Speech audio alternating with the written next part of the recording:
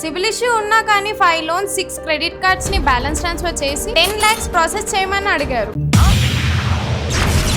Customer CIBIL issue clear చేయమని మమ్మల్ని online లో అప్రోచ్ అయ్యారు. వర్క్ చేసేది persistent system, designation app developer, salary 1,25,000, required loan amount 10 lakhs. Application చూసుకుంటే కస్టమర్ కి 5 లోన్స్ ఉన్నాయి, అలాగే 6 క్రెడిట్ కార్డ్స్ ఉన్నాయి. ఈ కేసులో మెయిన్ ఇష్యూ ఏంటంటే కస్టమర్ సిబిల్ రిపోర్ట్ లో ముతూట్ ఫైనాన్స్ కి సంబంధించిన నెగిటివ్ అకౌంట్ రిఫ్లెక్ట్ అవుతుంది. నెగిటివ్ అకౌంట్ అంటే అర్థం కస్టమర్ తీసుకొని లోన్ సిబిల్ లో రిఫ్లెక్ట్ అవుతే నెగిటివ్ అకౌంట్ లేదా ఫేక్ లోన్ అని అంటారు. మా సిబిల్ రెక్టిఫికేషన్ టీమ్ కి ఈ కేస్ ని ఫార్వర్డ్ చేసి 25 days లో కస్టమర్ కి ఉన్న సిబిల్ ఇష్యూని క్లియర్ చేయించాం. సిబిల్ ఇష్యూ క్లియర్ అయిన తర్వాత మా personal loan team axis finance లో ఈ ఫైల్ ని లాగిన్ చేయించారు. కస్టమర్ కున్న అప్లికేషన్స్ లో వెహికల్ లోన్స్ ని బ్యాలెన్స్ ట్రాన్స్ఫర్ చేయడం కుదరదు, అలాగే తక్కువ అవుట్ స్టాండింగ్ ఉన్న లోన్స్ అండ్ క్రెడిట్ కార్డ్స్ ని కూడా బ్యాలెన్స్ ట్రాన్స్ఫర్ చేయడానికి కుదరదు. ఫైనల్ గా బజాజ్ పర్సనల్ లోన్ తో పాటు 3 క్రెడిట్ కార్డ్స్ ని కూడా బ్యాలెన్స్ ట్రాన్స్ఫర్ చేయించి యాక్సిస్ ఫైనాన్స్ లో 9.6 lakhs అప్రూవల్ తెప్పించాం.